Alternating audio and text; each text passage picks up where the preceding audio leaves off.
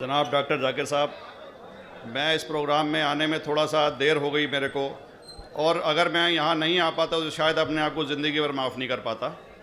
आगरा की सरजमी पर आके आपने ये जो रोशनाई जगाई है, ये वाकई में हम तो उस अल्लाह ताला से दुआ करेंगे। जी हाँ। अल्लाह ताला से दुआ करेंगे कि आप जैसे 10-20 और नेक दिल और इतने पढ़े लिखे, इतने इंटेलेक्चुअल आदमी और पैदा करें, जिससे कि जाके आप भारत का कोना कोना, देश का कोना कोना रोशन करें। तहे दिल से स्वागत आपका।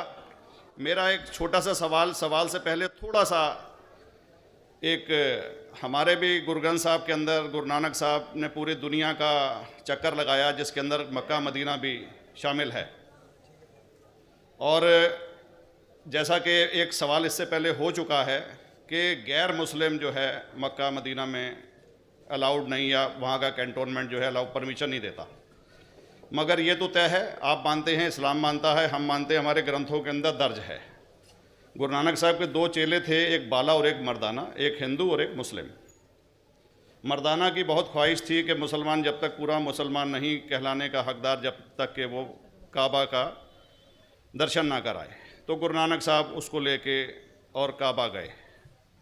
हमारे ग्रंथ के अंदर जो दर्ज है कि जब वो वहाँ पहुँचे, उन दिनों बहुत लंबा ये किस्सा है, 1 साल लगता था, और वो रूट सारा उसका वर्णन है।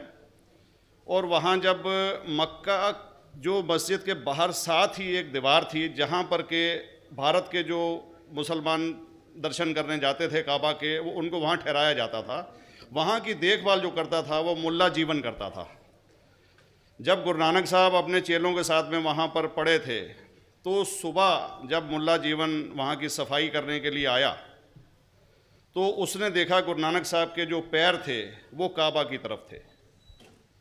वो गुस्से में चिल्लाया कि ये कौन काफिर है जो कि काबा की तरफ पैर करके पड़ा है, और उसने गुस्से के अंदर आके उनके पैरों को झटका दिया, दूसरी तरफ किया। तो हमारे ग्रंथ के अंदर दर्ज जो किस्सा है उसके अंदर ये है कि काबा भी उस समय हिल गया, जिधर गुरु नानक के पैर जाते थे काबा उधर मुड़ता था। तो वो ज़ोर से चिल्लाया, ये कोई हज़रत है, ये कोई औलिया है। तो उस समय के जो काजी थे मक्का के, काजी रुकनदीन साहब थे, और शाह शरफ, कई हस्तियों के नाम हैं उसमें। तो मैं ये जानना चाहता हूँ कि ये वर्जन को आप मतलब एग्री करते हैं, और करते हैं तो इसका हमारे मुस्लिम ग्रंथों के अंदर किस तरीके से उल्लेख है, ये कृपया बताएं। भाई साहब ने एक सवाल पूछा अपने गुरु ग्रंथ साहिब के मुतालिक, और अल्हम्दुलिल्लाह मैं भी गुरु ग्रंथ साहिब पढ़ चुका हूँ। और जिस तरीके से, क्योंकि वक्त मुख्तसर सा होने की वजह से मुझे वक्त नहीं मिला कि गुरु ग्रंथ को भी कोट करूँ।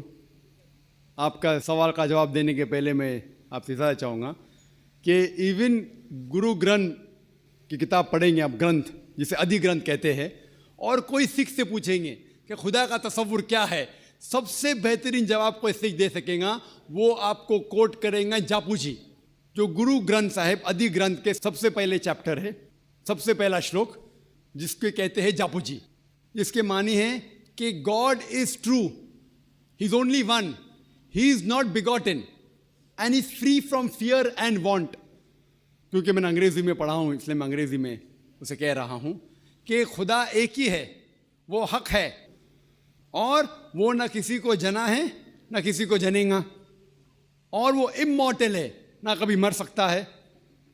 और इसको सिखिज्म में जो खुदा को कहते हैं Omkara, in manifest form he is Omkara, and unmanifest form he is एक ओमकारा। और कई इसके एट्रीब्यूट्स है, मिसाल के तौर पे परवरदिगार, अकल, और उसे रहीम कहा गया है, Wahe Guru as one God कहा गया है, और it is strictly against idol worship and अवतारवादा। भाई साहब का सवाल था कि उनने ग्रंथ में पढ़ा कि गुरु नानक साहब मक्का के, और उनका पैर काबा की तरफ था, और कोई मौलवी ने पैर को हिलाए और काबा हिल गया। क्योंकि ये age of science and technology है, अगर कोई चीज़ जो किताब हज़ारों साल पहले लिखी गई है, 10,000 साल या 4,000 साल, तो शायद उसके बारे में हिस्टोरिकल रिकॉर्ड मिलना मुश्किल है। हालांकि इवन जीसस क्राइस्ट के बारे में 2000 साल हिस्टोरिकल रिकॉर्ड है, क्योंकि सिखिज्म जो एकदम नया मज़हब है, जितने मज़ाहिब के मुकाबले हिंदुस्तान में नया है, कुछ सैकड़ों साल पहले 15th सेंचुरी में, toward the end of the 15th century, Guru Nanak साहब जो पंजाब के थे, ये मज़हब तो कायम हुआ। हार्डली 400-500 या 400-500 साल। और अगर ये मान लो, सपोज मिसाल के तौर पे मान लो, मैं क्यों कह रहा हूँ कि मैं नहीं चाहता हूँ किसी को बुरा लगे, मान लो ये सच है, मान लो अगर 400-500 साल पहले अगर ये होता था कि काबा इधर से उधर हिल जाता था, तो हिस्टोरिकल रिकॉर्ड में बिल्कुल लिखा होता था। और कई हिस्टोरिकल रिकॉर्ड में ये नहीं कि काबा हिला इधर उधर, कई हिस्टोरिकल रिकॉर्ड आप देखेंगे। हिस्ट्री इतनी अल्हम्दुलिल्लाह 800-900 साल पहले, 1000 साल पहले जो मुगल ने किए, बिल्कुल लिखा हुआ हिस्टोरिकल रिकॉर्ड में। तो ये कहना कि गुरु नानक साहब वहाँ गए और काबा हिल गया, ये बिल्कुल साइंस के खिलाफ है, क्योंकि साइंस में कोई भी रिकॉर्ड नहीं है, वहाँ के देश के रिकॉर्ड में कहीं भी नहीं कि काबा हिला। तो इसलिए हम कहते हैं कि हो सकता है ये गलती से किसने लिखा होगा न, कई किस्से कहानी। ये मैं तस्लीम करता हूँ कि गुरु ग्रंथ साहिब में कई चीज़ें सही है, हक की बात है, लेकिन ये तस्लीम करना कि काबा हिल गया, ये बिल्कुल साइंस के भी खिलाफ है, साइंस के खिलाफ है।